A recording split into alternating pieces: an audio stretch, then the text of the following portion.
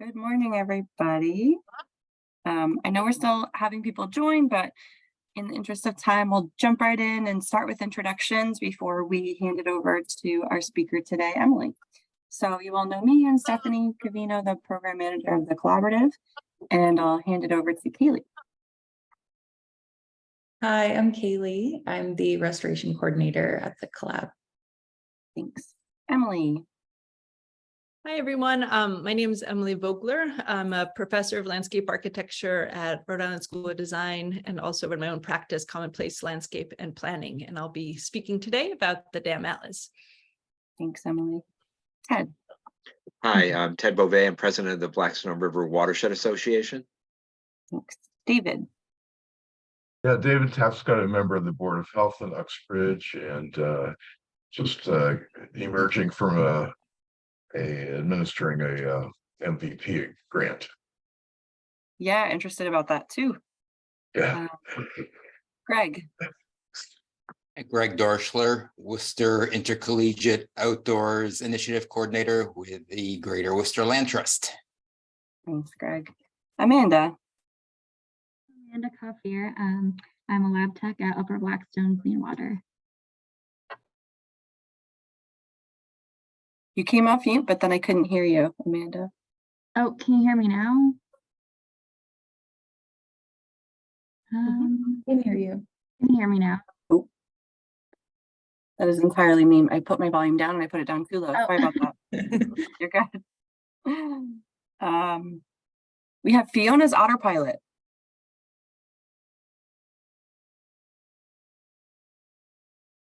Okay, we will come back to you, Fiona's autopilot. Donna.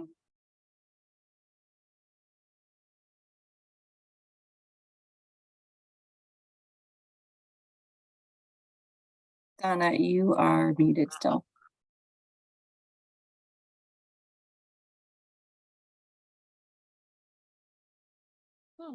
There you go. Do you want to introduce yourself, Donna? Maybe you're working on your audio. I'll come back. Nick.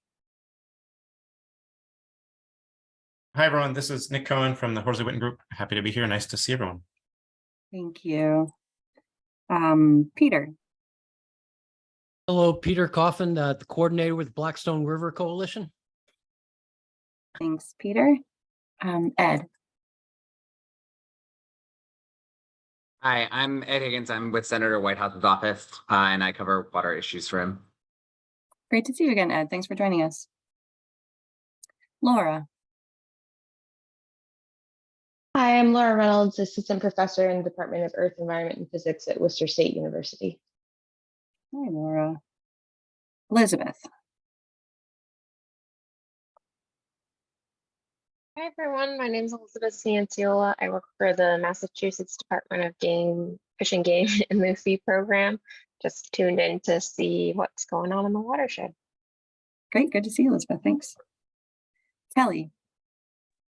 Good morning, everyone. Kelly King, planner with the Horsley Witten Group. Thank you. Sarah. Hi, everybody. I'm Sarah, and I'm a resiliency planner at the Central Mass Regional Planning Commission. Hi, Sarah. Mark.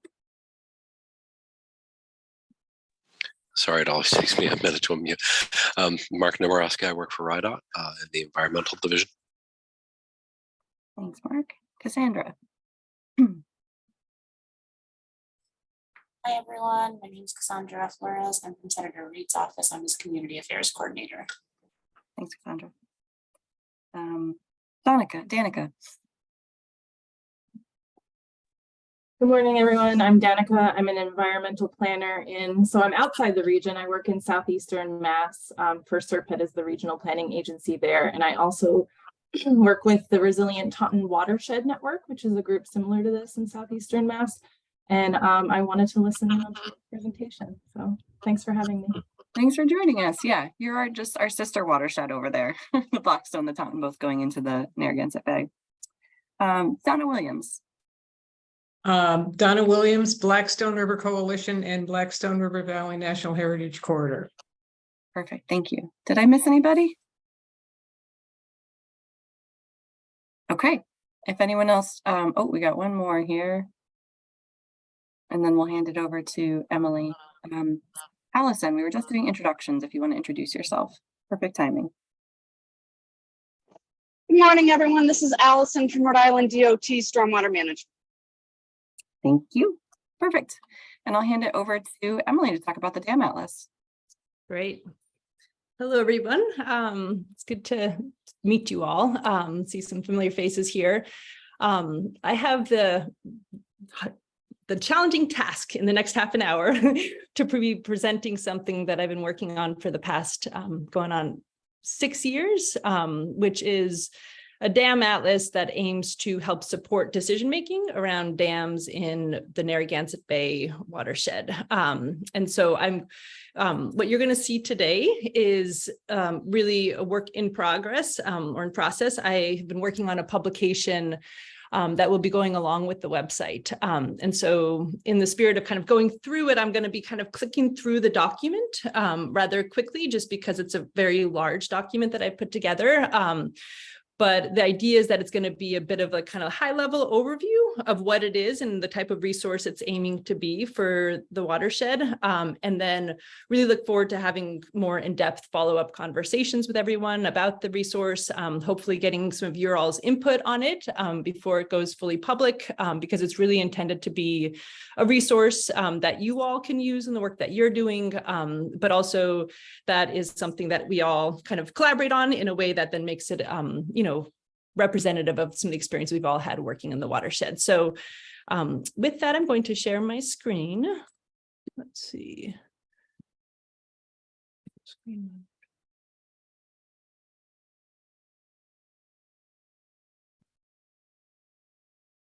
Okay.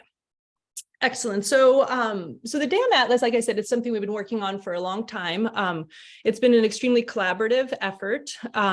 Here, I mentioned it's really, and it started off with a collaboration between Art Gold and Kelly Addy and Jason Parent down at URI.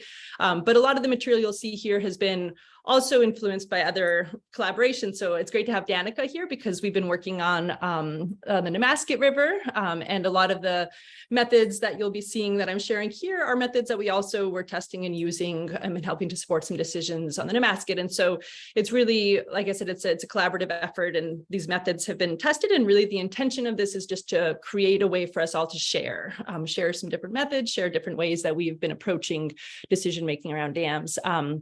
We've been, it started off as an NSF grant, and then we received funding from the Sea Grant, also from the collaborative. And so just grateful for all that, all the support along the way.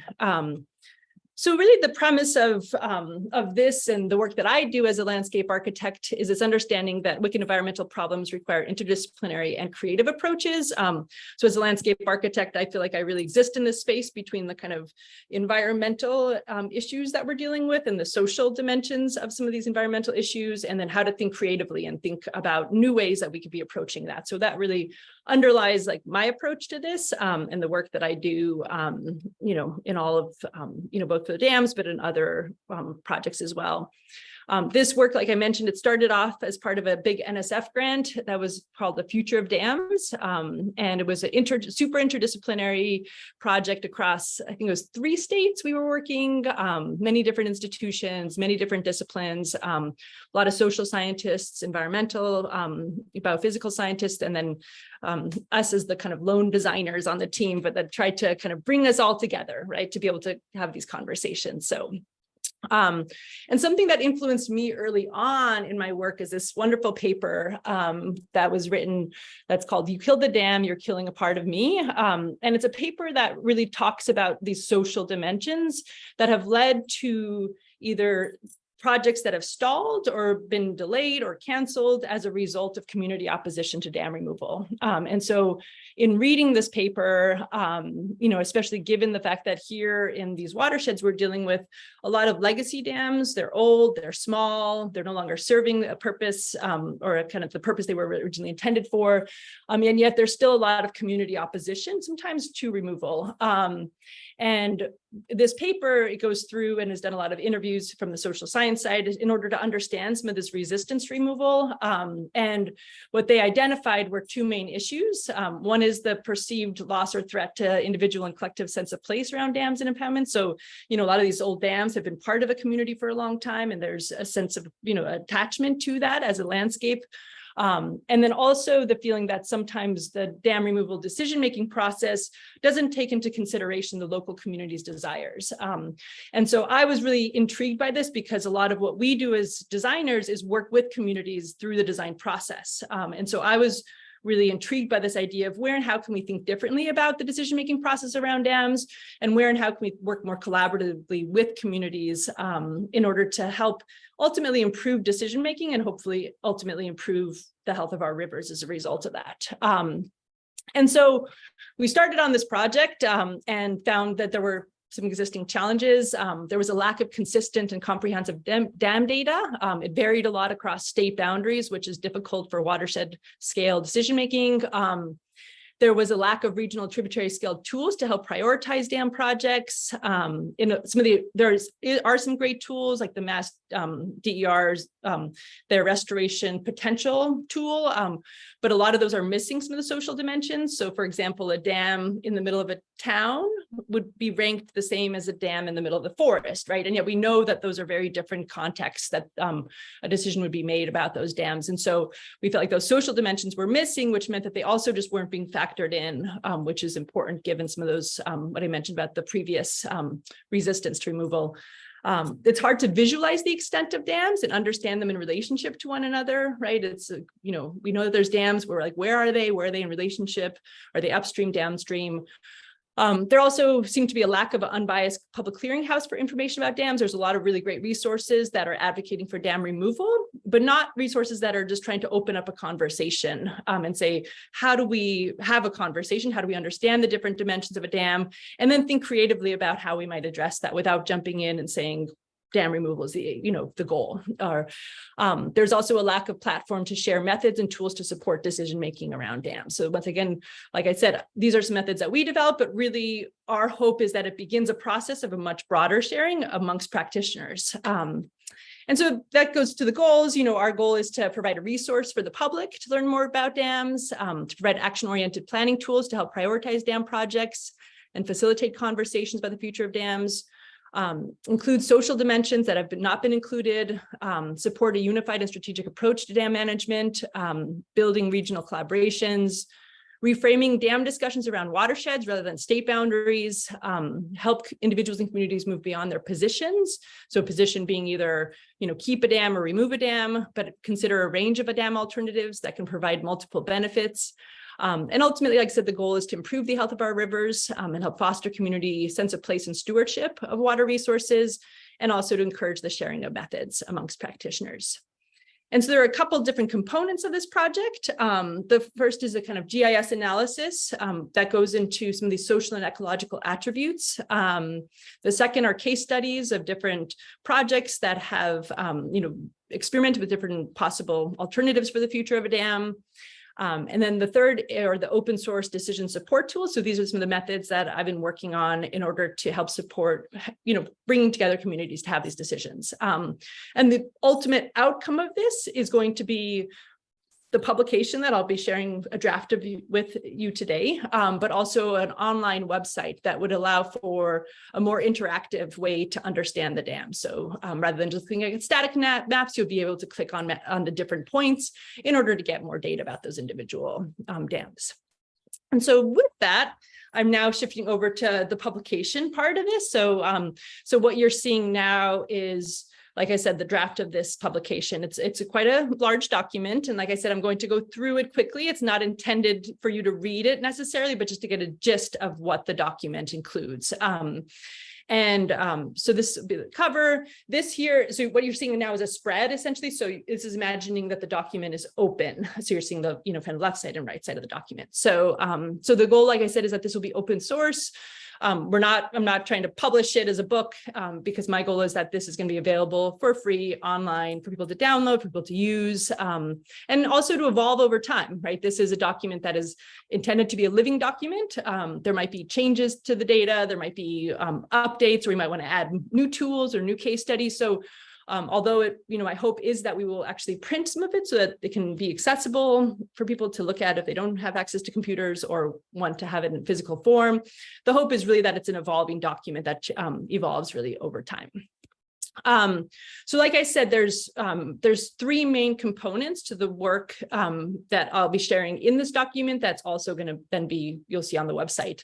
So the first is understanding dams. These are the maps. These are the different social ecological dimensions that that kind of are, that different dams are dealing with. The second part are case studies. The third is the decision support tools. And then the appendix with different attributes. So like I said, I'm not intending us to read all this just to get a sense of it. So just starting off with getting a sense of the kind of overall, 14,000 dams that we have in all of New England. And then getting into more specific details about the Narragansett and the Narragansett Bay watershed and coastal watershed. So as you can see, we're including, the Taunton River, we're including the Blackstone River, and also the coastal watersheds that drain into Narragansett Bay and that are part of Rhode Island. So including the Pawcatuck as well. And a lot of these, my goal with the document is that it's very visual, that it helps us to understand these issues by seeing photos also of some of the dams. A lot of these photos came from, actually, Steph and I's paddle down the Blackstone last summer. But, I think it's just helpful for us to see these old dams because you understand them as these kind of, relics, legacy dams. A lot of them are breached. And so the hope with the document is that it is visual in that way. So the first section is understanding dams. We go into details on types, uses, and ownerships, trying to use diagrams and ways of visually communicating the data. Some of the maps, as you can see, for example, here's an example of where we're working off of state GIS databases. So here you can see, for example, with dam ownership, the Rhode Island database is missing that data, whereas the Massachusetts database has that, right? And so those are some of the data gaps that we were able to understand through this process of mapping. It's very possible that it exists somewhere, the Rhode Island data. And so one of our hopes with this is that we've identified some of these key missing data points and that can be something that we go into in order to develop this more full and complete database. We have data on, kind of the different uses of dams. So which dams in the watershed are used for water supply, which dams in the watershed are hydroelectric dams. And so that's really kind of this beginning portion is just this kind of combining of the text with the map. So looking at hazard risk and climate change, talking through, kind of some of these ways that it impacts that dams interact and might be affected by climate change, looking at dam hazard and the risk ranking, which is part of the National Inventory of Dam data set, looking at dam height, because obviously that also contributes to issues in terms of safety, the age of the dam. This is another case. We have age data for Rhode Island, some Rhode Island dams, but not for Massachusetts dams. So another identifying, these points of data gaps in our database. Some of the indigenous and colonial histories of dams, Slater Mill, and then looking, so then this gets into some of these when we've been doing the GIS analysis, we've been, I've been working with Jason Parent, who is a GIS professor at URI. And so identifying these places where we might have, for example, a dam that overlaps with an existing historic district, just because it might begin to give us a sense of which dams might have, historical value to a community. Going into sense of place and recreation. We looked at, we did analysis in order to understand, which dams are in heavily developed areas versus out in the middle of the forest, with the idea that, these are going to be two very different discussions. And so identifying, the darker red being more developed, the lighter yellow being less developed areas. We did a visibility analysis in order to understand which dams are visible from surrounding roads. And so also this obviously contributes to potentially a dam that is visible that might have a stronger, community attachment to it if it is a visible feature. And so the yellow X's are dams that are visible from the surrounding roads. We looked at the dams that have reservoirs and the size of the reservoir, because we have obviously some dams that are run-of-river dams, others that have bigger reservoirs. And so just trying to understand, because in thinking about the social dimensions of dams, sometimes a community's attachment is to the physical dam structure. For example, the view of the dam, the history of the dam, but in lots of cases, it's actually community might have attachment to the reservoir itself. So for recreation or for property values. And so one of the things that we tried to do when we were analyzing some of these social dimensions is to pull those apart and actually be able to analyze which dams may have stronger social attachment to the dam versus the impoundment, because there might be different strategies that you would use for how to address connectivity issues on the river, depending on whether the attachment is to the dam or to the impoundment. So we pulled those apart into two separate analyses. We were able to look at which reservoirs are stocked with fish in the watershed, which reservoirs have fishing and boating access. Obviously, all of these might contribute also, right, to recreational value and sense of place in the community. We also looked at fish passage and ecosystem impacts of the dams, obviously, kind of the, the impoundment versus free-flowing river conditions, some of our key migratory species that are impacted by dams. And then looking at some of these kind of the maps that help us to better understand and visualize these issues. So looking at the cold water fisheries that exist in our watershed. This one I find extremely helpful, looking at the head of tide dams. So all of the yellow X's are dams that are the head of tide dams that don't have fish passage. And then the green ones are head of tide dams that do have fish passage. And so head of tide being the first dam, right? So fish cannot get past those X's essentially. So it's really helpful for us to see, right, some of these differences. You can see the Taunton River, right, which is, wild scenic along its main stem. And so, but then dammed along its tributaries. And then we see obviously the Blackstone with the Main Street Dam that immediately prevents fish passage upstream of there. And so we could kind of see just how limited, right, the whole watershed is due as a result of the dams and the potential connectivity especially for migratory fish. So I found this one especially helpful for visualizing and understanding that impact of dams. So as part of our analysis, we used a barrier analysis tool in order to say, if we are to remove these dams, how many miles of river are opened up? And so, for example, here, the larger, darker X's indicate that 30 or more miles would be opened up if a dam is removed, right? So just trying to understand our dams, not just from the point of view of migratory fish, but also in terms of resident fish, and how to improve connectivity in general. And so, and which dams would give us the greatest advantage, right, if they were removed in terms of opening up connectivity. Looking at those dams with the fish passage structures, and then looking at water quality and sediment. So obviously, looking at some of the impaired waterways in our watershed. And then lastly, cost and funding, and just ideas in the appendix. I do include a list of possible funding sources that kind of exist, but would love, there might needs to be updated. And then essentially what we did with all that data was we actually then said, okay, if we look at these ecological metrics, for example, upstream, the length of the river upstream, how many dams are there downstream, how much river length would be opened up if we were to remove a dam, what is the quality of the watershed surrounding the dam. So essentially we did all of these analyses, and when we based it off of the Nature Conservancy's analysis of dams. And what we aim to do with this is then to weight those different metrics for resident fish and for migratory fish, in order to then be able to understand which dams might be priority projects from an ecological point of view, purely ecological point of view.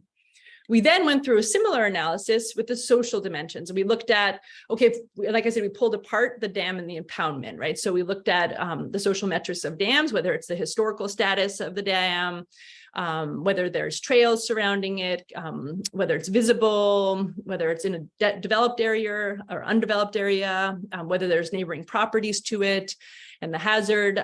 For the impoundment, we looked at also if there were neighboring properties around the impoundment, hiking and biking trails, how big the pond is, whether there was road access to the impoundment, fishing and boat access. And so we did then the social analysis in order to better understand those dimensions. And so these, I haven't had a chance to reformat these. So like I said, you're seeing this very much in process document, but it should be completed by the end of the week.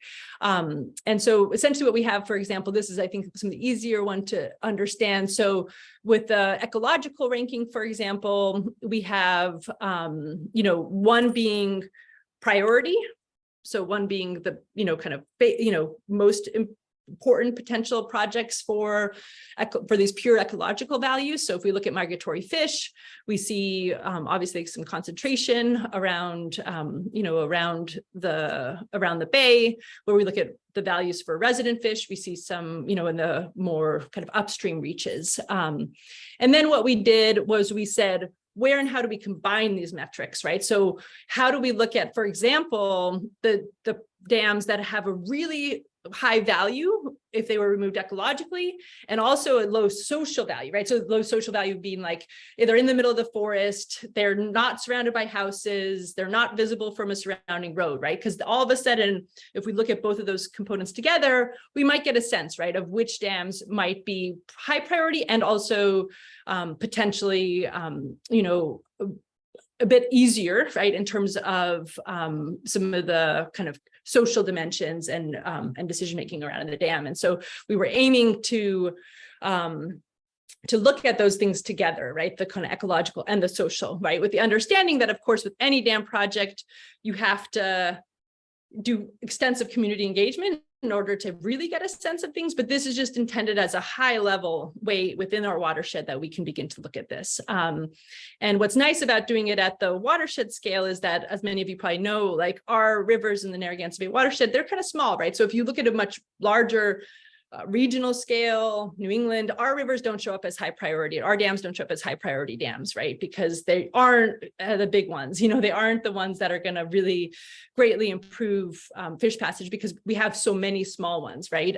But at a local scale, our watershed scale, all of a sudden we begin to see some of these priority projects emerge. And that's really the goal of some of this analysis. And so that's the upfront GIS analysis overview of dams that we wanted to create with the atlas.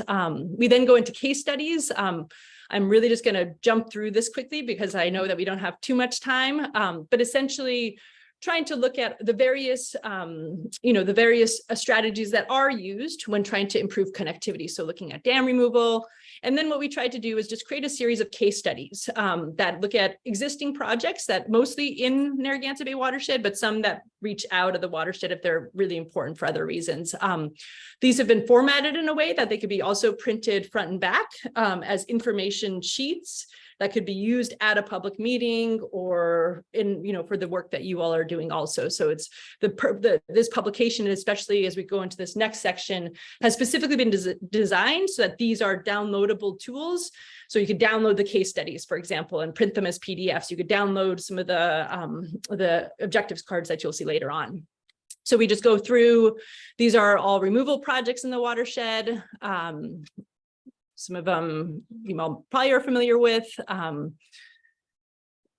And then we go into, I wanted to prioritize removal projects where public access and kind of sense of place was a priority. And so some of these are projects, ideas of how we could be addressing public access or sense of place, even if a dam is removed, right? So that's one of my goals as a designer is to say, okay, where and how might we begin to, think about, even if a dam is removed, how can we maintain sense of place on a site, right? What are the different strategies, whether it's marking the historic location, whether there's some way that we manage the vegetation, for example, in the historic impoundment, so you maintain open views, whether it's about the aesthetics of water falling over the front of a dam, which then also, you can maintain through water features. And so trying to think creatively about that. And then just a kind of quick rendering that shows, the possibility of, okay, how could we mark the location of a historic dam? How could we use public art, for example, as a way that could, kind of help to mark a location,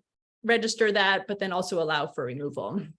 And this is a great case study outside of our watershed in Ohio, but where essentially this was a historic arch dam, very important historically and for the community. And they were able to remove the spillway in order to provide full connectivity on the river, but then also it maintained, they had a water feature installed on the front face of that dam. So you still had the aesthetics of the water falling over the dam, right? So it's another moment where we see this ability that we have to actually meet both the social and the ecological needs of these projects. And that's really what we're trying to promote in this document.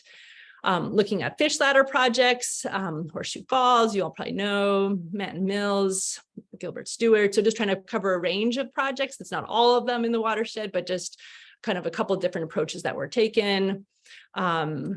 And then nature-like fishways, river-wide. So Kenyon Mills is a great example of this down in on the Pawcatuck. And then also bypass channels. We don't have any great examples of this in the watershed, but looking up in Maine at the Howland Dam and at this bypass structure that was constructed surrounding that dam. And so, like I said before, depending on where the community attachment is on a project, if it's, for example, a nature-like fishway, can be good if your goal is to preserve the impoundment, but the dam itself structure doesn't matter because you bring the front face of the river up, right, to meet that height of the dam.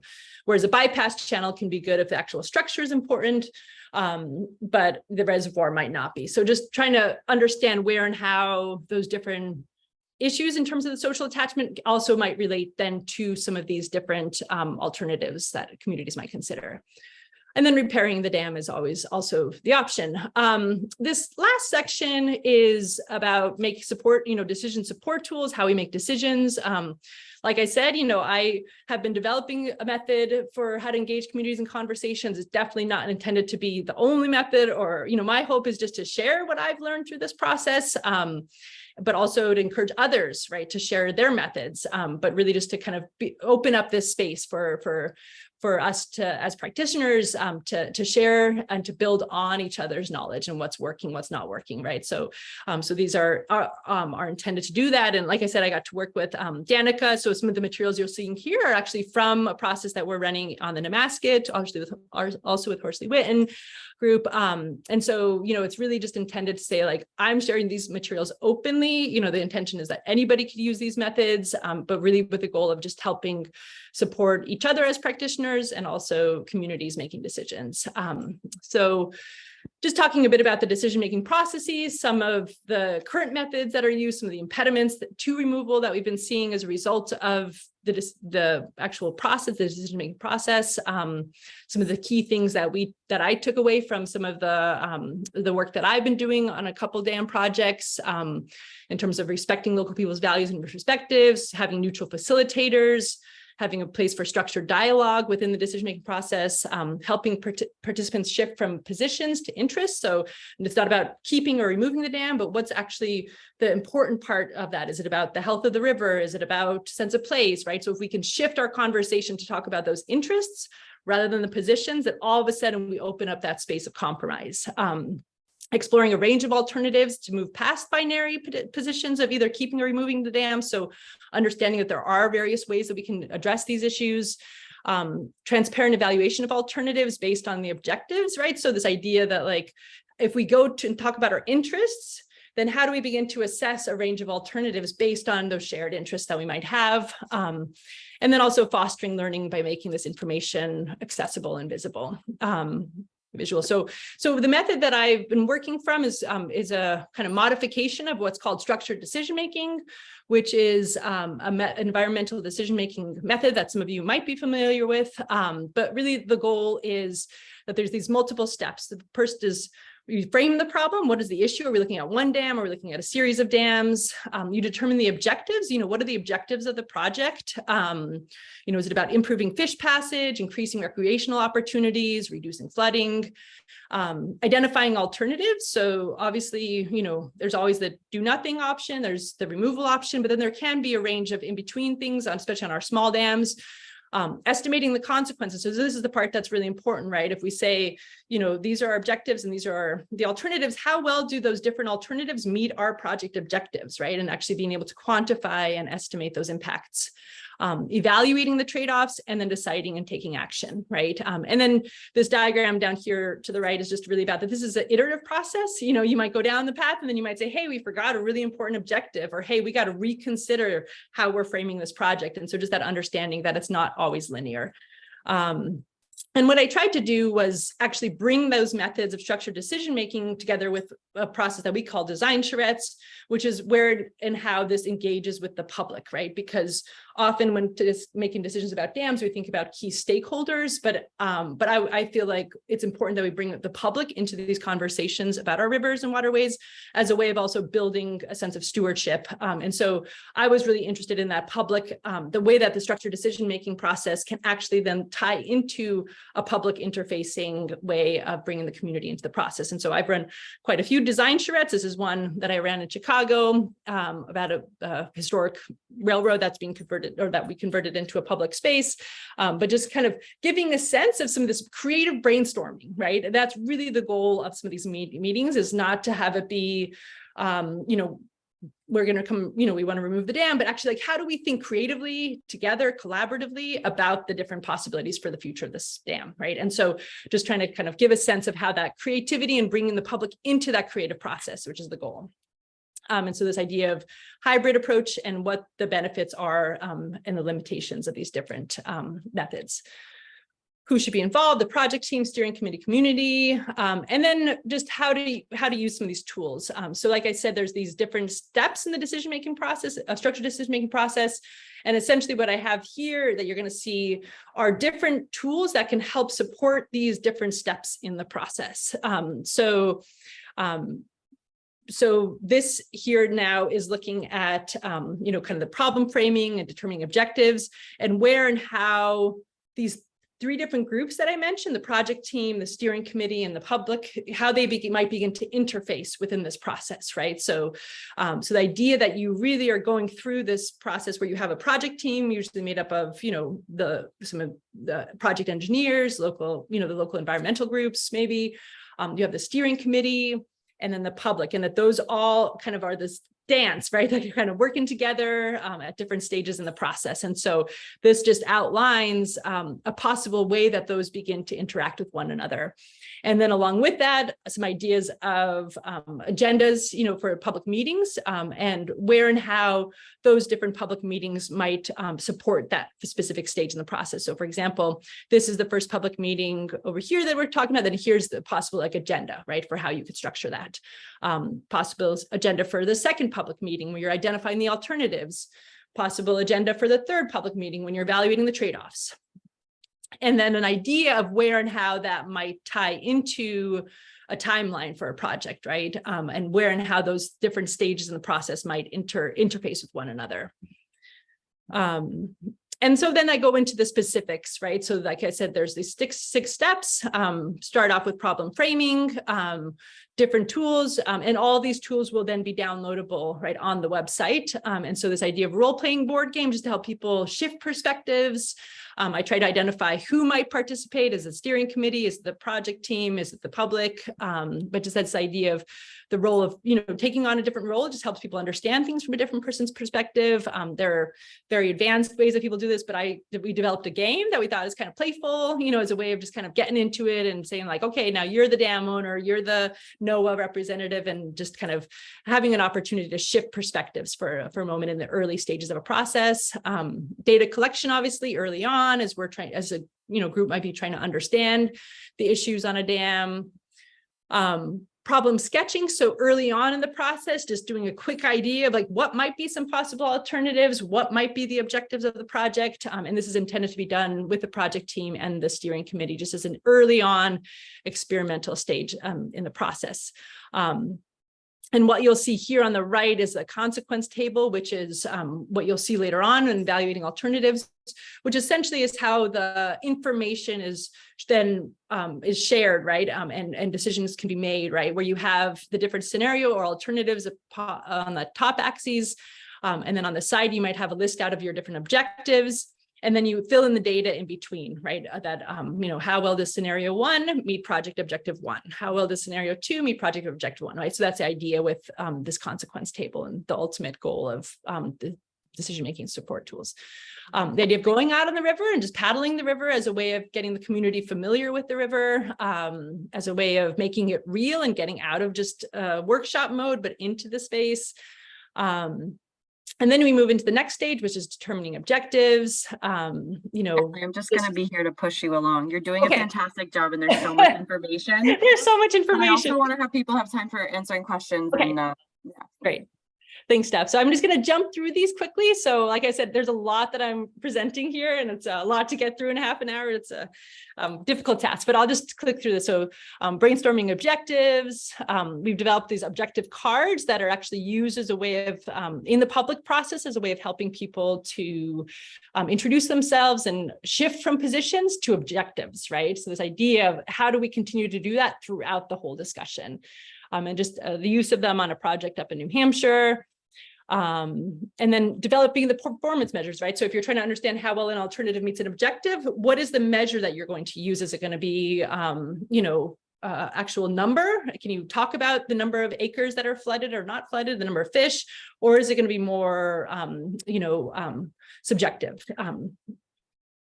And then identifying alternatives, the idea of using these case studies that are presented earlier as a way of discussing different possible alternatives, brainstorming alternatives, doing another site visit in order to be able to get a sense of the site and what might be possible. And then estimating the consequences, looking at feasibility studies, visualizing the alternatives. So where and how can we visualize the different alternatives from a point of view of the change in the aesthetics, the change in the landscape, and then ultimately evaluating trade-offs. So the decision matrix, like I mentioned early on, is an important part of the process. This is an example from the Nemasket River project where we have, this is a great place where you could see, different alternatives on the top. So no action alternative, removing dams, full restoration, and then some of the different objectives on the side here, and then an understanding of where and how those different alternatives might meet those different objectives, with the idea then that on the lower part right here is where people can identify, a preferred alternative, an acceptable alternative, and an opposed alternatives, right? So, and the idea that you have to use at least one green or preferred sticker and one yellow acceptable sticker, right? So all of a sudden that shifts you out of just choosing one preferred alternative, but finding a space for compromise, right? And that's really the goal. Just the use of these on a project, and then ultimately deciding to take action, writing a final report to gather the data, thinking about permitting, and we kind of go through a bit of a permitting process for Rhode Island, still trying to, Steph knows, still trying to fill this out, looking for more information on permitting processes in Massachusetts, and then implementation, and ultimately stewardship, right? How do we maintain this over time, right? How do we maintain community? If the goal of the public process is to bring a community into it, to have these discussions, how do you then maintain stewardship over time? And then in the appendix, we have references, we have facilitating support, so facilitator support, so just ideas of how to facilitate these conversations, some issues that might come up and how you encourage participation, troubleshooting if you're having difficulties, and all that just to help support the facilitators, some funding sources.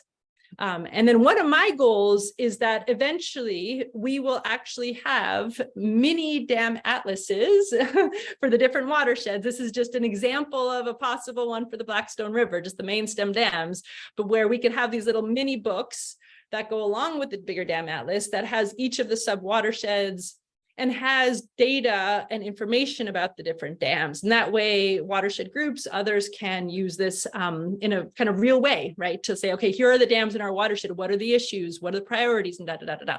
So this is just photographs from last summer and some data on the dams on the Blackstone, which it's just helpful to also see it, right? Oh, okay, there's all the dams in the Blackstone, right? It's just like all of a sudden you understand it, right? When you can see it. So still gathering some photos. And then lastly, I'm just going to flip through that's the publication. This is going to be the website version of this, where all that information that you've seen in the document is going to be online, right? But what really the goal is, and the great part about this website will be this part, which is the interactive map, right? So all of those maps that you saw earlier on, the goal will be that people can click on a dam site, a dam, and then information about that dam will then come up, right? And so that's really what we're trying to get to in the ultimate online version. And so you'll have both the online version and also the publication. Potential next steps, and just kind of to open it up for discussion. Like I said, this is really this has been a Herculean effort, but really want a lot of input, as much input as possible. So do you work on dam projects? Are you willing to review the document? I want this to be helpful to all of you. So I want to make sure that the data that we have, the information we have, the approach we're taking seems relevant and helpful to you. Would you be able to provide guidance on permitting process? We're still looking for more information, especially on the Massachusetts side. Have you worked on any projects in the case studies? Do you have any additional photos? Would you be willing to review the description? Are there any case studies you think we're missing? Like I said, ideally, we would have mini dam atlases for each of the watersheds with data information sheets available. It's a lot, but I think it is doable. But suggestions for how we might go about this: local watershed groups could gather data, citizen scientists. Also, we wrote a paper on the GIS methods that we use to create the dam atlas, and we'd like to be able to provide it open source on the website and in the publication.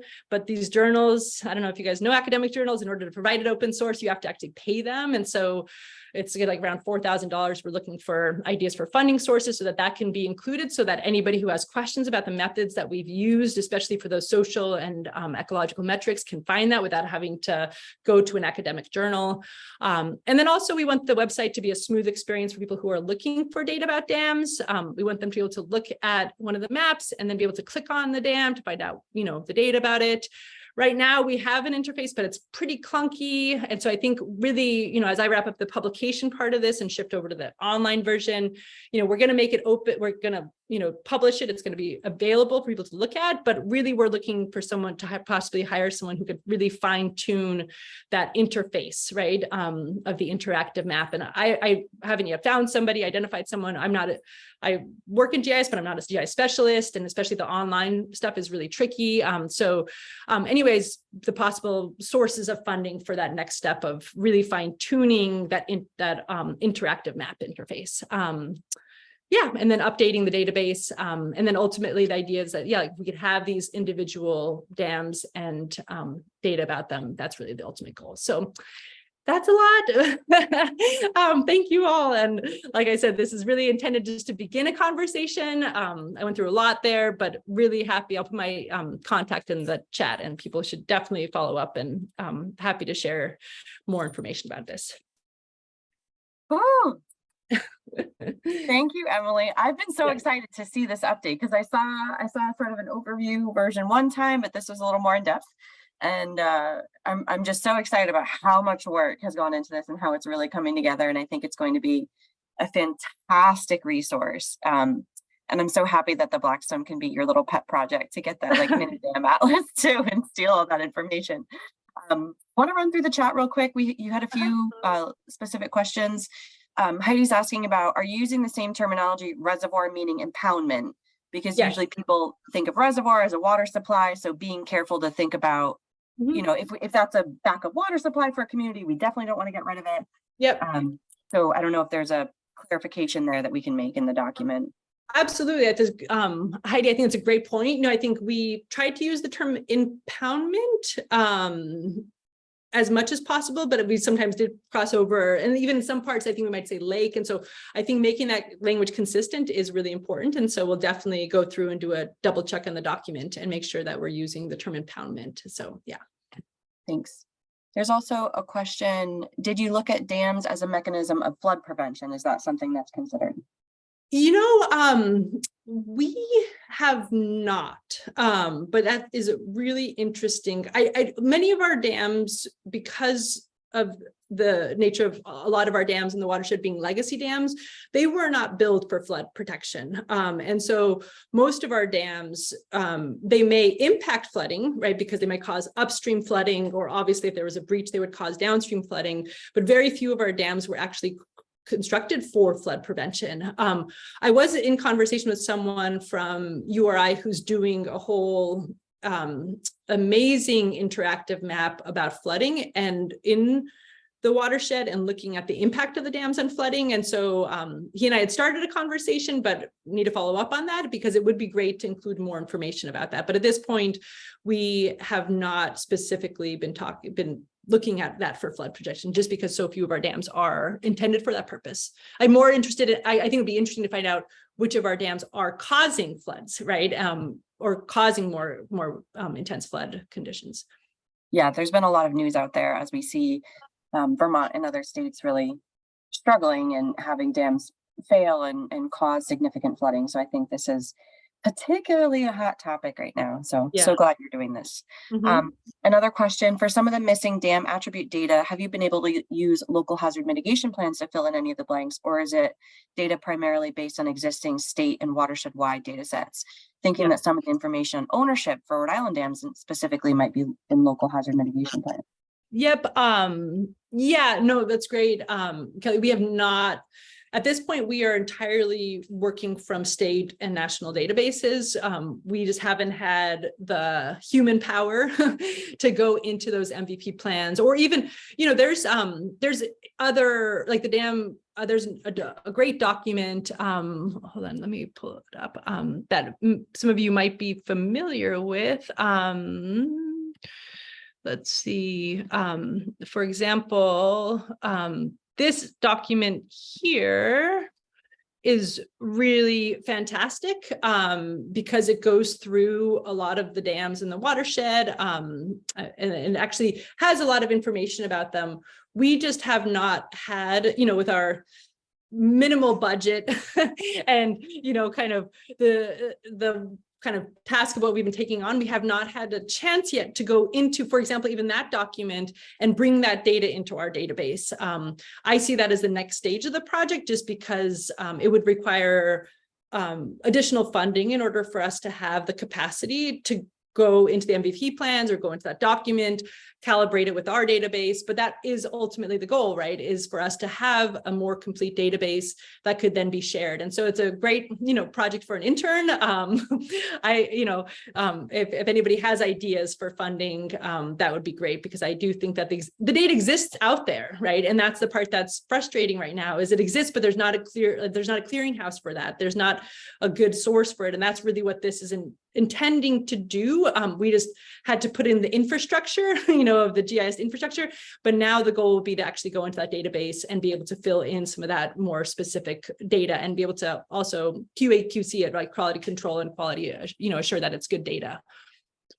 I see so many opportunities there. And I know from folks who attended the SNEP forum recently, that was a big topic of conversation of what are the specific needs, and especially GIS lends itself well to this from organizations in the watershed, and then connecting those sort of as a clearinghouse to SNEP network partners or to other partners who are able to provide student research opportunities and do some really good on the ground work. So definitely follow up there.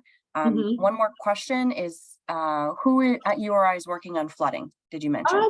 You know, I'm going to have to look back through my email, but I can, while we go through the rest of the meeting, I will look into my email to find that, and I'll add it into the chat, Ed, so that you can see. But yeah, no, it's what I'd be really curious about is where and how the work that we're doing can also potentially incorporate that, right? So that we begin to have, it's not that I want to like have this suck everything up, everybody else's research, but I just want there to be a clear place that people can go to find this data. And that's really the goal. And this can be shared, it's my goal obviously is it's open source, it's collaborative. But it would be great to be able to have that overlay of more specific flood information and also more specific hazard information, because it's something that, there is data, for example, hazard ranking for dams is different than the actual condition of the dam. I'm pretty sure we have condition data for Rhode Island dams, but we don't have it for Massachusetts dam. But I think building out that better understanding of flooding, climate change and how these dams really intersect with those issues, to me is a part of this that could be augmented as we go forward with more funding. And Ed, I'm happy to set up another meeting, or feel free to reach out to Emily directly. We can talk more about this. I have one question, then I'll hand it over to Elizabeth. What's your timeline on having this a public website and a public document? What I would love is, I think this next week, I'll be ready to share the document with everybody in order to get people to review it. I see a comment about role, like there's still those, as I said, this is kind of an in progress document. You're seeing it a bit live and a bit still draft form, but my hope is, I think by next week that it's going to be at a state where I can share it, and would love anybody, for anybody to review it, especially if you work on dam related issues, and then to be able to get it to a point where we could then share it more publicly. For the online, that is, like I said, my hope is that we're going to make that available at damatlas.org, and that will also be available I think even this coming week, or maybe the next 2 weeks, it'll be available. But there's still, I'm not super happy right now, like I said, with that interface. It kind of is still just a little bit clunky, and I think so it'll be available. It's just that kind of question, right, of when you work on these big massive projects, of whether roll it out in this kind of initial state, and then try to find that extra funding to fine tune it. But that's just kind of where we're at with that. But it will be active and available, at least for, the bulk of it will be easily accessible. The interactive map is just a little bit clunky at this point. Great. Yeah, thank you. Elizabeth, and then Ted. Sure, thank you. This is fantastic. Kind of a related question for those of us who might be interested in helping you to answer some of the questions that you raised at the end of the presentation. How should we go about that? Do we put our contact information somewhere? Please, yes, absolutely. If you want to put your contact in the chat, I'll also put my contact in the chat. Emily, I was going to make a quick form for people to just put their name in so that it's kind of rolling, if that's helpful. Okay. Great. I'll send them. Okay. Excellent. Yeah, no, any, both, I think in the next steps, I had some, questions about funding ideas, but then also about, can you just provide feedback on the, the document or case studies. And so any of that support is going to be helpful at this point. Great. Yeah, I hope we can talk about this document at the workshop that's being planned in October. 100%, right? So that's exactly the plan, is that this was a sneak peek preview, of the document, bullet speed, but really the goal will be at that meeting in October that we could go through it in more detail, and go through, for example, I'd like to be able to walk through the steps of the structured decision making, and share those tools, just because, like I said, my hope is that this is something that if you all are working on dams, that that you're able to use. And it might not be that you use the whole process, but it might be that a couple of the tools might be helpful for you along the way. And so that's really the intention, is just to share this knowledge, and have people adapt it, test it, say, hey, this didn't work, so yeah. Thank you. I just made a quick form if people want to put their name and email in there, and then any specific thing that you're interested in doing, being a GIS reviewer or just formatting or whatever, permitting, funding. Yeah, go ahead. Yeah, I just thank you for doing this. There's a lot in here, and it's a very complex issue. I know you're talking a lot about public process, and I think that's great. And for some dams, I think it really is critical. There's also the more kind of the headwaters, smaller upstream, where I think the decision making has a lot to do with the regulatory requirements and the private property owners who may be abutters and the people that own the dams themselves. So, you know, not to say that some public input isn't helpful, but the people that have the legal responsibility and liability, the regulatory entities, the people who are going to have to pay for whatever needs to be done, they have a much greater stake than the occasional kayaker or fisher person type of thing. So I didn't see that as emphasized as I think it maybe needs to be from both the regulatory and the private property rights liability, who's paying the bill standpoint. I know you're talking about the importance of passage and whatever, but there's particularly some of the upstream impoundments, there's a lot of habitat value in the impoundment itself. For a whole array of wildlife and fisheries and aquatic organisms. So, you know, there's a lot going on here, and it's every case is a little bit different. But I think you've got a really good start on a pretty robust undertaking. Thank you. Yeah. Thanks, Ted. I think those are both really important comments. I totally agree, you know, that it's the ultimate, you know, kind of the dam owner, right, is the person often who makes the final decision, and super, you know, that component and some of the immediate adjacent abutters often are, you know, is a really important factor, you know, when it comes to decision making around the dams.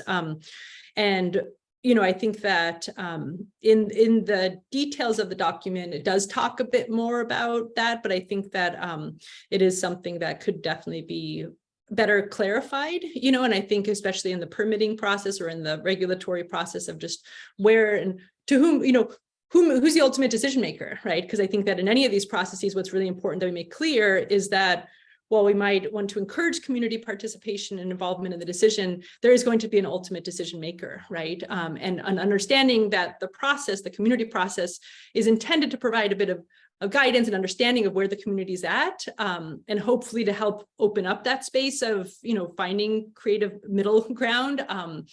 But that in the end of the day, that's not going to be, you know, that doesn't dictate the final decision, right?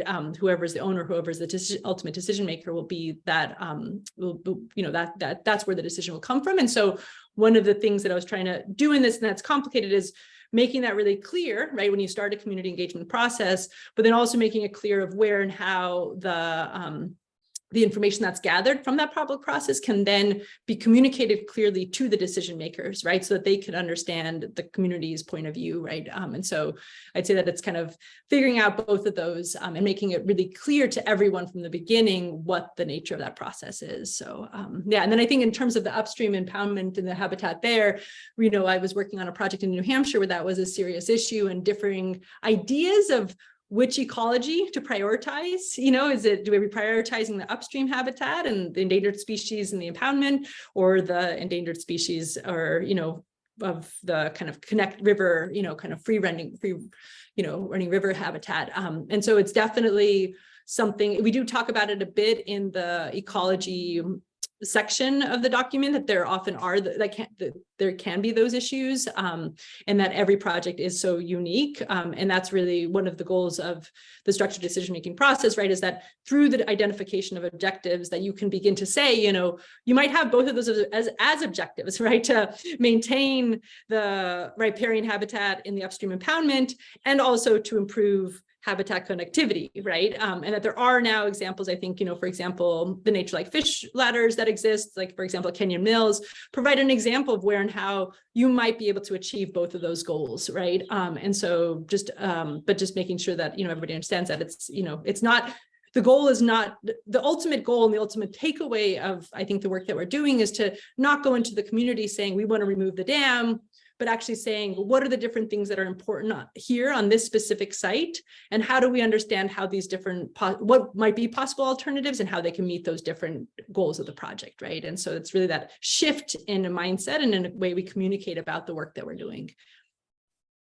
So I'm going to give the last word to Bill Napolitano, and then if you have other questions, please feel free to reach out to Emily. If you can put your email in the chat again, or fill out that form, and she can follow up and give more information on this document. So go ahead, Bill. Hey, thanks, Emily. That was amazing. I'm not surprised, especially after having worked with you on the Nemasket and things. And I think one of the last question, I think can really be covered in case studies too. And I was excited to see you had the Mill River up there. Yep. And some of Ted's questions would be directly applied to the Mill River, where we had private dam owners, the state was a dam owner, we had an industrial dam owner. And besides having to make individual decisions, we also had to do that habitat evaluation. We're altering habitat, but what's preferred? And it wasn't until we engaged people that we found out that there actually was even a recreational process. Some people still wanted to go tubing and kayaking, and they hadn't been able to do it in years. It was affected the floodplain, the whole bit. But I think, in the case studies, if you want to put a little more emphasis in there, and I saw you had the permitting pathway also for Massachusetts, which can be, Rhode Island, you have the state, the permitting pathway in Massachusetts is amazing because you have the locals as well. Yeah. And I think that helps to answer a lot of the engagement questions too, because what we experienced is a lot of people who are private dam owners, especially the small ones, you're talking about earthen dams a whole bit, that don't necessarily show up all the time. People have abandoned because they're intimidated. They have property, they've abandoned that responsibility, they've left property, and then all of a sudden you have a dam and nobody knows what to do with it. And how it's going to affect things. Will it cause flooding? Will it do this? Will it do that? Does it inhibit fish passage? The other thing is, I was so glad you brought up that fishery study, DMF. I went to school with some of the guys who did that, and I use that a lot of times in my MVP planning and in a lot of the watershed planning I've done. So I think that's a great idea. It would be great to have an intern dig through that and maybe work with Brad Chase, because Brad is still around. And a lot of the stuff he's doing right now, like even in the upper reaches of the watershed in Taunton, Stump Brook, a couple Forge Pond over here, he's going to put in a really innovative fish ladder. And we have the High Street Dam coming down in Bridgewater, which is going to be the same type of a deal. Nice case study. Yeah, excellent. So I was excited, and talk to me about funding. And well, I'm happy you're on the call, Bill, because you're definitely one of the top people on my list to be like, will you please help and review this? And can we talk about these case studies? So I'm happy you got to see the overview of it, and I'll definitely be following up, Bill, to talk through the details. So. No, I love it. And thank you for sharing with us. It's wonderful. Best thing I've seen since the stream restoration manual in 1999, the federal government put out, but they had a cast of thousands doing that. So it's even more amazing with what you did. Oh my God. 5 pages of contributors for that one. So. Yeah, no, it's definitely been, I didn't quite realize what I was getting into when I first started this 6 years ago. And I keep being like, why is it taking so long? It's like, oh yeah, these projects, it's a lot. So, but no, definitely, Bill, I will definitely follow up with you. It's been on my list, and I'm happy that we can follow up from this conversation. Awesome. Thank you so much, Emily, for coming. And I know we're over agenda, so I'm sorry to everybody that was itching to get to something else and you're not a dam removal person, but I really, really wanted to have a recording of this so that we can go back and see it and share it with folks who aren't able to attend these meetings. And just, put it out there as a reminder, like, Emily, as soon as you get damatlas.org up and running, please let us know, and we will share it out with a, disclaimer that it's in progress, right? But very excited for this. So like I said, feel free to email Emily and follow up if you have other questions. Steal all of her time in meetings so that we can find funding for her to finish all of these other projects. Very excited. So, and keep putting your questions in the chat if you have other questions, if you would prefer to do that here too. But I am gonna move on to our agenda. So. Thank you, Steph, for inviting me to join and for helping to support the project also. It's been a big, important, push to wrap it up. So really appreciate your support. Okay, everybody, yeah, I'll put my contacts in the chat now, and feel free to email me directly or in the chat. So thank you all for the time. Thanks, Emily. So Yeah. great, so exciting. And I'm looking forward to getting out in the river and filling in those missing photos with you. The weather has not been cooperating. Okay, so running through our subgroup updates, we'll be quick on this. For Bikeway Greenway, just a reminder that that section between Blackstone, Mass and Woonsocket, Rhode Island is happening. It's a really important section that crosses between the states, even though it's only a half a mile. There was some question about how many open miles there are versus how many open miles are missing. And this question, I think, comes from I just stole the information from the article, so I'm sorry if I misrepresented it. But there was a question on how many of the bike trail miles are actually off-road bike trail versus on-road bike trail, even if they're marked. So I don't actually know the exact answer there, but it can definitely be a future access or GIS question for us to look into, but so just a note on that because some people asked about it. For university work, this deadline has passed now. When I sent out the notes, it had not yet. Just a reminder that the Mass FM, which is the Floodplain Managers Conference, is coming up. They're really looking for a lot more student participation this year. So please feel free to send that to your students. The call for abstracts technically ended on the 17th, but maybe if you have some really exciting projects and you email them, they'd be interested in having you still present for poster session. And let your students know that there is a student discount for attendance. On Fish Passage, I think probably you guys heard about this at this point, but it was really exciting that we were able to work with the National Park Service and the Heritage Corridor to invite U.S. Secretary of the Interior, Deb Haaland, to our watershed. We were so excited to meet with her. She is such a humble and very chill human being. She walked in about an hour and a half earlier than we thought she was going to be, and just kind of moseyed in, started like looking around the room, and I'm like, is that the secretary? And she was just so nice with her, cargo pants and sneakers, very approachable person. Got to have a lot of little side conversations with her, and it was great to talk about Fish Passage and the collaborative and all the work that all of you wonderful partners are doing on this to, just like Emily was talking about, really balance that like need for ecological restoration with also thinking about our historical connections to the river and the importance of Indigenous stewardship and elevating those voices and mixing that with, climate change and all of these decisions being really pushed of what are we doing to fix these things and getting the communities involved. And she specifically came to the watershed to talk about the America the Beautiful Challenge and how we can think about these restoration and conservation priorities. Specifically thinking also about elevating those Indigenous voices in the watershed. So we're very lucky to meet with her, as well as the governor. And, we had Rhode Island senators there. So thank you to your representatives here as well for attending today. It was a great meeting on June 16th, last month. The passage, just a reminder that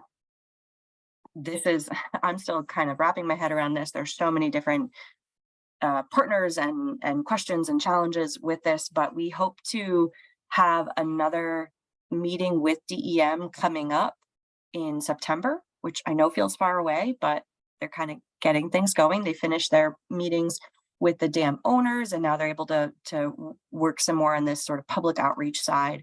So hopefully in September, by the end of September, we'll have some more information to share about what are the options that they're looking at around the lower two dams. We're thinking it's going to be one passage around both Main Street and Slater, and some more details about what that looks like and what's happening with the upper two dams as well, especially Elizabeth Webbing. I know they had a hydroelectric proposal on that. Thank you so much to all of the partners that submitted comments to Federal Energy Regulatory Commission, saying that we did not want to see micro hydro on this, and that the benefit of having, or the cost of having that would be very high, and the benefit of that producing alternative energy sources would be really, really, really small. So we didn't want to see it there. And Fish and Wildlife and DEM and National Park Service and the Heritage Corridor and the Collab and the watershed organizations, all these different groups submitted comments. So thank you so much there. moving right along to water quality, and then I'll open it up if anyone else has other updates. So specifically on combined sewer overflow, if you have not yet signed up for CSO notifications, as a reminder, Worcester has a combined sewer overflow facility, and they are the only CSO within the Blackstone watershed. We have them elsewhere in the Narragansett Bay watershed, but it's a challenge, of course, because it's at the headwaters. So I can't even tell you how many, I haven't counted how many CSO notifications we've gotten in the past month. I think it's like 9, 10, 12, quite a few. And one note is that Worcester CSO notification, thank you to DEP, they've worked with them to change their notification system. So it used to be just they had an estimated volume, and that was the only number we got, and it didn't sort of break it up at all. And Worcester's unique a bit in that instead of just having when sewer and stormwater go in the same pipe and it's combined, it doesn't just outflow to the river, but it goes to this, typically goes to this CSO facility where it gets not filtered, but what's the word? Solids to the bottom. I'm blanking on my word. Settled. It's settled, and don't they disinfect it too? I I was think. just getting to that word. Yeah, so it goes through a settling process, so they get out all the solids, and then it goes through a chlorination and then a dechlorination process. They usually try and hold, I think their capacity is somewhere around like 400,000 gallons. So the goal is to hold it, and then when Upper Blackstone Wastewater Treatment Plant is able to then accept that additional flow, they would send it there. However, what we're seeing is we have these massive storm events, which don't even look that bad in a 24-hour storm sense. But if you look at them in a 1 hour or a 12-hour, these are huge storms that we are getting all the time. So it gets to the point where not only do we not have the capacity to hold that much water in a short period of time, but it's gotten to the point where, of course, sewer pump stations and the combined sewer overflow facility are in low-lying areas. So we have gotten to the point more than once in the past month now that the whole neighborhood is underwater. If you go, I have a picture actually I can share with you guys. If you go to that area of Quinsigamond Avenue, the water is just coming out in the streets. So this is in Worcester. This is on, oh, it's not going to let me do this. Hang on one second. This is on Quinsigamond Avenue, and you can see it's just bubbling out, and that's combined sewer overflow. That is sewage and stormwater together. At that point, when there's that much water and the neighborhood is underwater, they can't do anything. So it really is important to be able to look in the upper parts of the watershed to say, how can we pull out stormwater so it doesn't get that low and doesn't get to that point where it's overflowing? So that's my goal. We're working with the city of Worcester to hopefully create a combined sewer overflow video, maybe like a my goal is like 2 videos, maybe one's like a minute, one's 5 minutes, something like that, to just offer a very broad introduction of what is CSO and what can you do about it? Why is it important? We've tried to get the city to work with us on this for a long time, and they've really wanted to be able to control the full narrative, and hopefully they're on board now that we can work together. So that's my kind of overview update. And I know, Ted, you wanted to talk about this too. Go ahead. Yeah, I thank you, Stephanie. That's I think what you just showed with that photo probably answers one of my questions, because I was looking at the July 18th notification, and they had a actual treated volume was 0, and the actual untreated volume based on metered flow was 6.3 million gallons. And this is new, like you said, in their work with DEP, they came up with a way to show what they treat at this Quinsigamond Avenue facility versus what they're unable to treat. Now, they said that it was going to be a very unusual situation where they wouldn't be able to do their basically primary treatment at the Quinsigamond Avenue facility. But we've seen recently that, maybe it isn't that unusual. There was also a notification a few days earlier on the 16th of July, and they had their treated was 10.5 million gallons and untreated was almost 6 million. So in that case, they were able to treat, which is their goal, at least, more than half of it, but then they weren't able to treat a significant portion. So I guess the good news is that we're now getting the granularity, we're getting the detailed information that we weren't before, but there's more of this untreated volume than perhaps they anticipated, because again, back in January when they were working with DEP, they referred to these as, extremely unusual occurrences or something to that effect. And now within a couple of days, we've seen it happen, twice. So I'm not sure they're as unusual as what they might have thought. Very good point. And that's one of my questions, because the conversation that we had, I think about 2 weeks ago, I asked about that difference in that change of saying, oh, you're showing what was treated versus untreated, and it's always treated. So that's great. We need to, change the conversation around that. And he said, yeah, it's only been maybe 4 times in the past. What was the number, Kaylee? 10 years, 12 years? I think you said 15 years. Years that it's ever happened, that it hasn't been treated at all. And I was like, okay.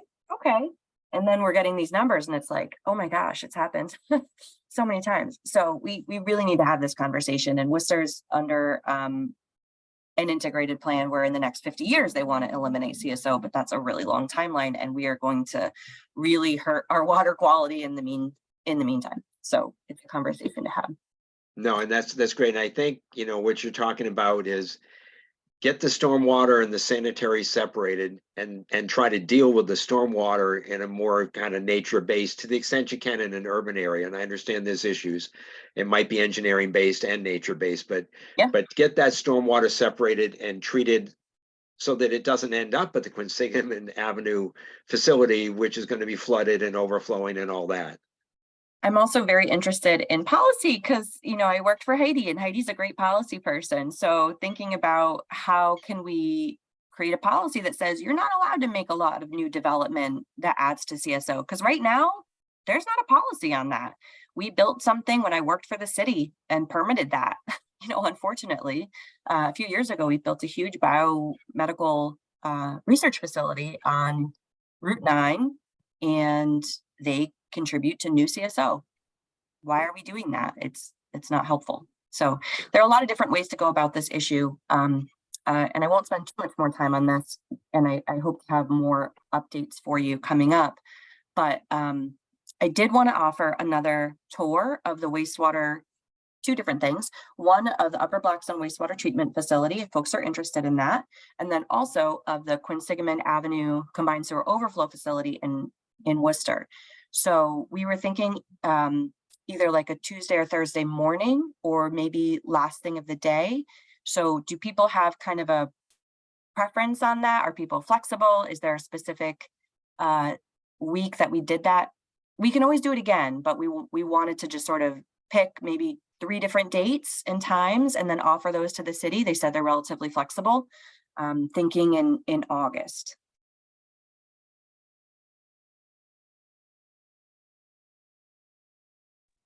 Or do you want me to just pick it and y'all have to deal with that timing? Well, no, thank you. We're BRWA, we're interested. We did our own tour of the wastewater facility, and it was great and very helpful and useful. Some of us have been to the Quinsiga Ave. I wasn't able to get in on that. I'd like to do that. For some of the working folks, the non-retired folks, the late afternoon was a little bit helpful for them because they can maybe leave work an hour or 2 early and do it, as opposed to in the morning. Yeah, I think the Upper Blackstone one is easier to do in the afternoon. Usually I think sewers ends their day. They start very early and they end a little early. So morning is easier for them. But if they want, if we're very, if we need like a 4 p.m. or something, they're super flexible and wonderful. I'm sure they can make it work. Patty?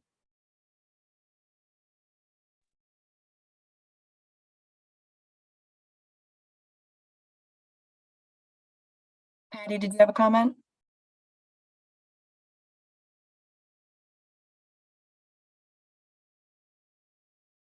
Your hand's up.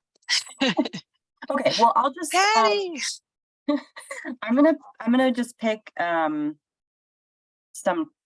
times here, maybe like I know school is coming back in session and I don't have kids, so I don't have a good pulse on that, but would the week of like August 21st work for people? Can you hear me now? For coming season. Can you hear me now? Yes. Oh, okay. I don't know. My settings on my computer were off, so I wasn't being picked up. I just have a quick comment, and I think it's because Sam in our office gets those notifications from Worcester. And I guess when she looked at it, she sort of panicked and canceled river programs down at our end. You know, partly also because of the high water as well. So, but it concerned me when I heard someone call the office and said, "Oh, I heard my kayaking trip was canceled because of sewage." And I'm like, wait a minute, I didn't get any reports from I'm thinking Woonsocket. So then I reached out to Stephanie, and thank you. I did go in and I looked at it, and I'm thinking, okay, this is only affecting this portion of the Blackstone River, which is nice that they list the towns that are being affected. If my quick question is if there's ever, and there was way back when there was a sewage thing and it affected the whole river all the way down to Narragansett Bay. Do they, if there's something that's that extreme, do they have a way of reaching out to Rhode Island so that that information gets sent? And so that we know if it is going to impact the lower Blackstone? Yeah, that's a really good question, Patty. I think that their notification is to whoever signs up for it. So Kaylee, if you have the link, if you can Google real quick and find the link to sign up, and I think I had it in the notes somewhere on CSO. But there, and Ted probably knows better than I do, but it's in their permit of what they say the water quality would impact. And I think they just always say like Grafton, Millbury. They might say Uxbridge. They say Worcester, Millbury, Sutton, and Grafton. Sutton and Grafton. Yeah. So I think that's a standard assumption, that once it gets past there, it has been, combined with the river water enough that it doesn't provide, it doesn't pose a hazard. But I don't know the specifics on if there was a really big flow, or if it was a very big untreated flow, if they consider that would go longer. It's a great question for the city, though. Thanks. Thanks for answering that. I kind of took it as that it probably was dissipating before it got to our area, and I just don't want us to be panicking people, for something that may not be affecting the lower part of the Blackstone. So, I sent out an email after I spoke to you, to Bob and everybody, so that we kind of clear that up, so that we're not sending out wrong information to people, to folks down at our end. So thank you for that. And if you can ask that question, but definitely include us on the list when you have those tour dates. I may not be going, but Sam might be interested, or Simon in our office might be interested in checking that out. Yeah, and one other thing, we all know that dilution is not really the solution to pollution, but dilution is a reality. And with all the stormwater, there is a lot of dilution. And as you go farther down, there's even more coming in from stormwater, which is not necessarily clean, even if it's not a combined sewage overflow discharge. The stormwater coming in is not typically all that great for a whole number of reasons. But there's also the situation where we had the dry situation when Stephanie and Emily and others were trying to drag their kayaks down the river last year, that you can imagine a scenario where there's a tremendous localized storm event over the city of Worcester that gets them into an overflow situation. And then there's a higher concentration of actual sewage going into the river with not a lot of downstream dilution because it was just a localized cell. So there are some scenarios where I think it could extend far beyond just the towns that they're talking about. That's a very good point, Ted. Yeah, and it's tough to have to, really consider all of these different things. We always want to promote recreation on this river. And that's, a big part of what I want Emily's work to help us figure out too, is where do you get out around these dams and how do you have the opportunity to paddle and which sections are safest, etc. But, safety is definitely important and health is really important. So if you're not sure, maybe skip that day. And that's what we've done. We had a few days that we were planning on going on the river and there was a CSO notification. And even though we were going to be in, I think, Cumberland, we said, let's just hold off and not do it this day because we'd rather be safe than sorry.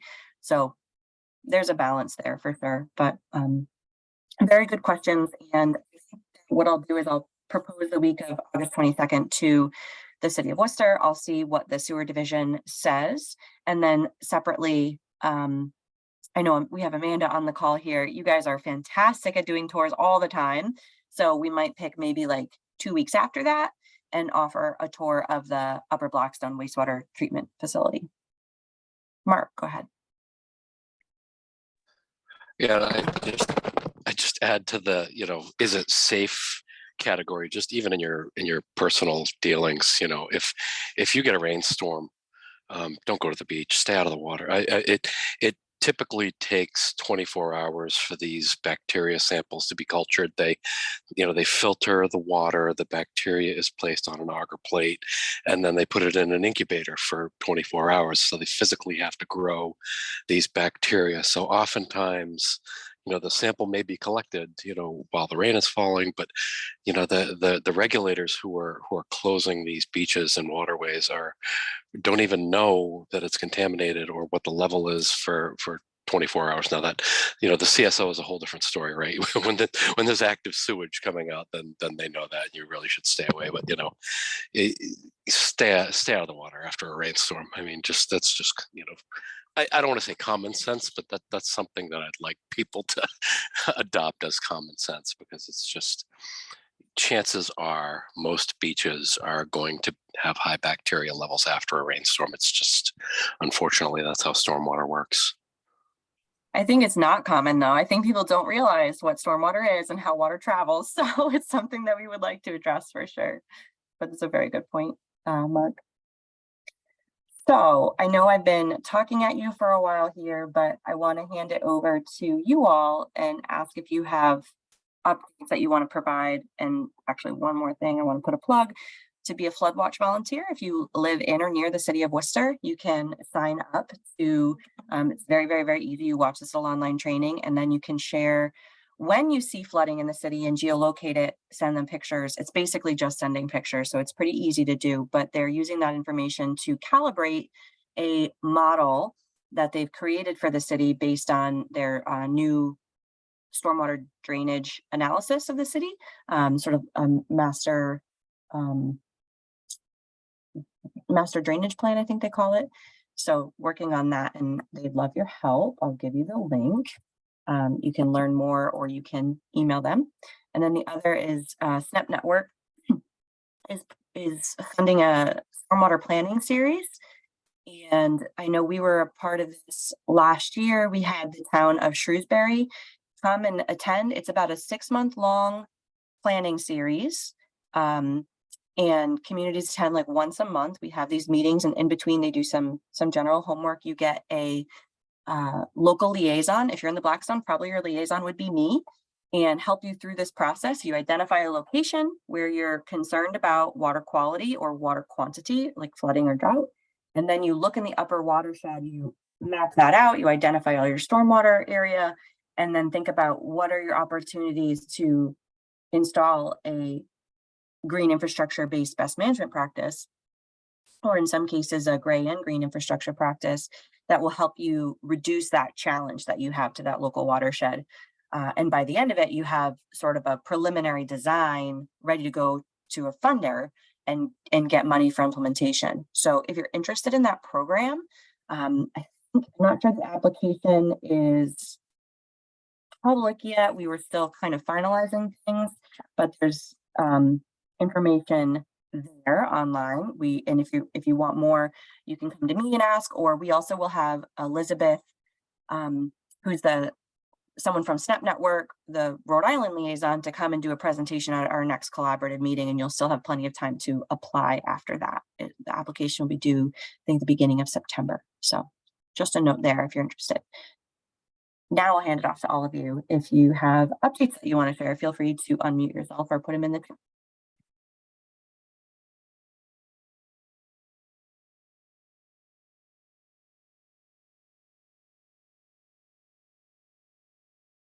Yeah, go ahead, Peter. Yes, just a couple quick updates. We were successful in getting the DEP water quality grant, but it all had to be done by June 30th. So we frantically got in a lot of testing and bought some new equipment. And just an update, or in May, it was kind of low water. And so we were focusing on the Mill River, and we understood, wow, Hopedale treatment plant is about half the volume of the Mill River. And maybe that's where the nitrogen is coming from. And then a month later, it's so much high water that we were getting a lot of bacteria testing everywhere. And then just along those lines, Lake Quinsigamond, thanks to a lot of things, but I think to the Chestnut poll, got a lot of publicity, and just judging from their Facebook page, there is so much discussion of high water and its impact on Lake Quinsigamond with the wakes and that great recreational resource, that it is opening people's minds to stormwater and where it's coming from. So we've got to be nimble and deal with high water in the summer and deal with drought, but it is all water management. So I'll just leave it at that. Yeah, thanks, Peter. That'll be interesting to look at all that when you have it compiled. So go ahead.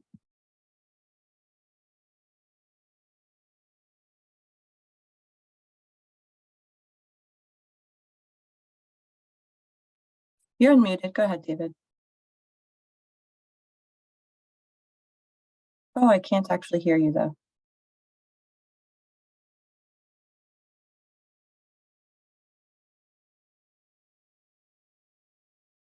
I can read it out for you. David put in the chat. So on Monday, very quickly, the 24th, Uxbridge. Oh, there you go. You're good.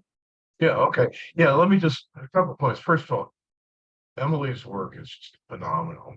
I just can't say enough about it. We're two things for the substrate update, and it'll be very, very quick. The MVP grant that we're just finishing had a visioning workshop in May, which is the kind of workshop I think Emily is talking about, public involvement and really talking to the community directly and getting lots of stakeholders involved. Our consultants, Julie Busa from West O'Neill, did a marvelous job.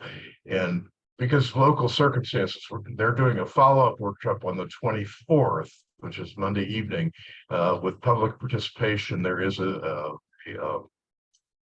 chair has allowed public participation, so there'll be question and answer and discussion led by Julie and the team. So it'll be a follow-up workshop on this historic dam in Uxbridge that's part of the MVP grant. The other part of the MVP grant was a chestnut poll, and I wanted to give a shout out to Friends of the Blackstone and Rhode Island DEM, because the people in our MVP core team that worked with them, they were just wonderful resources and just bent over backwards to help us. And we got nine cubic yards out in the water chestnuts of this horrible, not a horrible pond. It's a pond with that. So the other thing I wanted to add was we're on the ramp to for an MVP pilot program called 2.0, where we're going to look at, if we get the grant, going to look at the whole watershed of the Mumford River. And again, it fits with what Emily is talking about in terms of stewardship. That was the sort of philosophical overview of the grant, was to look at the whole watershed from an ecological, cultural, historical, economic, all the layers that she's talking about. So I'm very excited if we get that grant. We'll be in touch, I know. So thank you. Yeah, that's fantastic. Is that for the Homebrew Dam, David? No, it's the Whiten Dam. The The Whiten Homebrew Dam, we had a follow-up MVP that was rejected by the select board. Okay. So that's sitting ready to go with no money. But no, this is the White Dam, which is a bigger dam on the Mumford and yeah. That's it. Yeah. Okay, thank you. Yeah. Patty, go ahead. Can you hear me? I just didn't know. I did post something in the chat. We are looking for people, organizations, groups, if they want to do some team building. Dragon boat races are coming. So I did put the information if anybody's interested in forming a dragon boat team. Blackstone Valley Tourism Council, that's Labor Day weekend. Or if you're not, just come and have fun. It's a really fun event, great networking for people, just hanging out by the river down at Festival Pier. You can get a look at what's not happening at Tidewater at the moment. Because I think they've pulled back the contractors from some of the work there due to financial issues. So the stadium over at Tidewater Landing has been stalled. But the other thing relating to water chestnut pulls, I know that a couple meetings back we were talking about those machine things that do pulling and having a shared, something that could be shared. And I know Bob is still looking into that on our end and would consider maybe, I don't know. Yeah, I think he had looked at one up in New Hampshire. And so we kind of came up in conversation. So I don't know if that's something that's still of interest, because maybe the Tourism Council would be the person to, take it on and then maybe share it as a resource, like we shared some of our pontoon boats to help with the water chestnut pulls recently. And also he started talking about this recent rain event.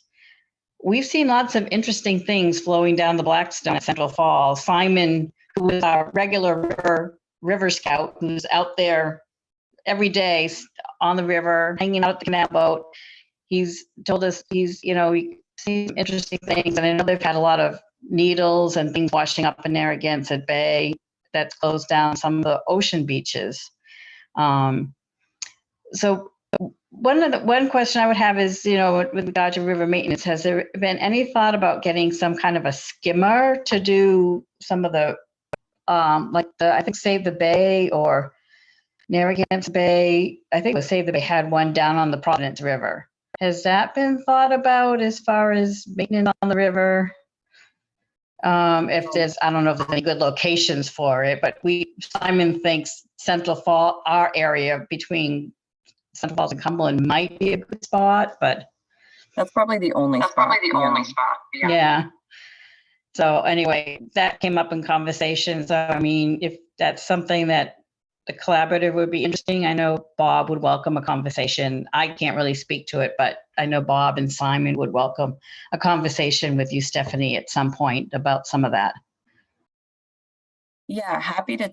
I know that if folks are interested in doing cleanup efforts, that BRWC, Friends of the Blackstone, does cleanups all the time, even if it's just, hey, I have a free afternoon or I want to go out on Saturday. If you contact Keith Hanley at BRWC, he is always happy to go out and he knows where all the trash is. So you can go out in just a canoe together. He will provide the canoe and the life jacket and the paddle. You just literally have to show up with your bottle of water. He'll probably bring you a bottle of water if you need one, and go clean up the river. So at any point, if anyone's interested, I am volunteering Keith to help you out there. I can give you his email if you want and put it in the chat. So in terms of a skimmer, it requires some deeper water probably, and it requires access to a boat launch in and out. We know that we have a hard time with that on the Blackstone. There's so many areas where you have really challenging access. You do not have a boat launch in most spots, particularly for anything bigger than like a kayak, especially with all of the dams being there and having to get in and out. So it's probably not a very easy thing to do. Emily, feel free to jump in there. No, my question is just about the water chestnuts, and since Bill's still on the call, I'm just curious, on the Nemasket, they were using the eco harvester to deal with the kind of invasive aquatic species. And I'm just curious, can the eco harvester be used on water chestnut, or I don't know much about the specifics of it, but has it been tested? Because I know it was just rented. So curious if that has been used on the Blackstone, or whether it's a possibly, you know, a tool that could help do it at a greater pace than, you know, hand harvesting. I don't believe it has been used. We did have a conversation about it maybe like 4 months ago. It was a topic on the agenda, and we looked at maybe. It's been done in Coles Pond. The city of Worcester did it, but it's expensive, and you have to have a place to get rid of the stuff. And you can't do it where you're likely to have milfoil, because then you're going to just make the milfoil into millions of pieces. So you got to be careful. Yeah. Yeah, that's the experience that we've had too, Peter.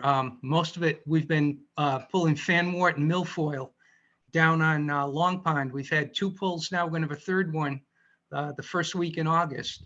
But that's pretty much what it's been targeting. And you're absolutely right. You have to have a place to get in, get out, and then a place to store it too. One of the good things, if you're after milfoil and fanwort, we piled up, I think, over, again, 120 cubic yards. But it was all flat as a pancake in about 3 weeks, and it makes the best soil amendment because it has so much nutrient in it that one of the local guys has used it to blend in, you know, with soil that he sells. Soil's amendment for gardening, whole bit. Yeah, but the whole thing about water chestnut, you're right, that kind of gums it up. The people that we've used is C&D out of Connecticut, and they're really great. They'll talk to you about anything.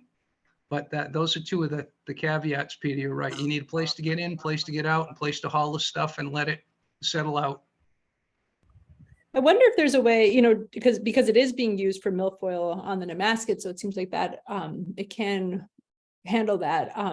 But I wonder, you know, I know, like, for example, Groundwork Rhode Island, like they also have like a composting program. And so I wonder if there was some way, you know, kind of in that in-between space where, you know, we could at least test it as, you know, and see how it does, or at least contact them and find out what that would mean. Just seems worth it since it's being used, and you could, you know, hire somebody else to come. You don't even necessarily need to buy the equipment.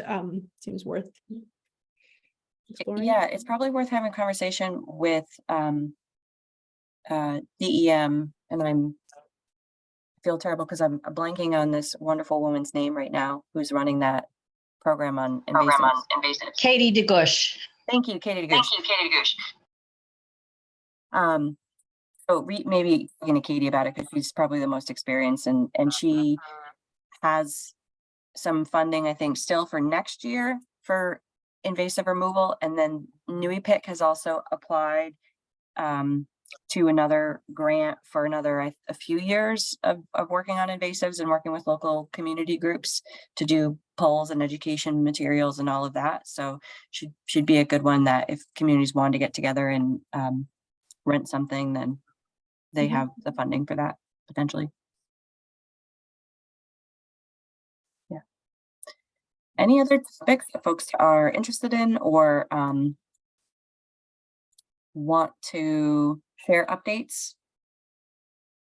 Also, if people are interested in specific topics that they want to have as a speaker, or if you have a really interesting project that you want to share as a speaker, we have a speaker for August, but we do have openings in September and October.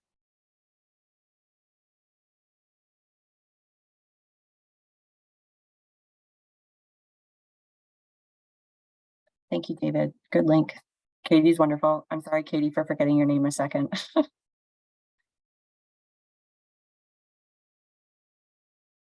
Okay. Well, if we don't have anything else, just a reminder to check out the notes. We've got a lot of things that we've put in there since we sent out the agenda, including Mass Rivers Alliance asked folks to check out this septic system tax credit that is being proposed, and you can read the letter from some of the environmental organizations and representatives that are interested in working on that. If you have any comments, you can talk to Catherine at the Mass Rivers Alliance. We also recently did a totally not comprehensive webinar on floodplain management, if people are interested in that. I am not really a floodplain management expert, but I was on hand, I think, for this training. So it's sort of a very introductory overview of some floodplain management stuff in Mass and Rhode Island. If you're interested in that free resource, to check it out. And there was lots of great information about local floodplain. If you're in Massachusetts, Joy DePrawl is the only reason I know anything about floodplain in Massachusetts. So she's a fantastic resource. We list some other resources in Rhode Island specifically. And I think, there was some really good news articles that I'm just going to share here. One was about dams putting Massachusetts at risk for flooding.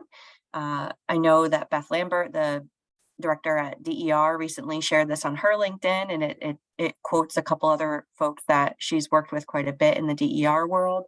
Really good short thing. Kaylee, we didn't have your update. If you want to talk about that for a second.